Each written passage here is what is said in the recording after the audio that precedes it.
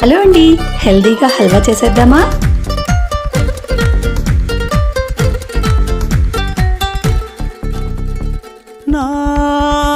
నాకెందుకిలా అవుతోంది చెప్పవా ఒక్కసారి?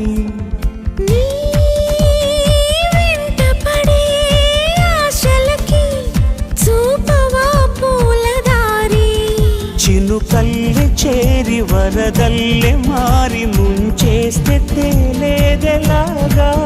తడి జాడలేని తమ గుండెలోని దాహాలు తీరేదెలాగా?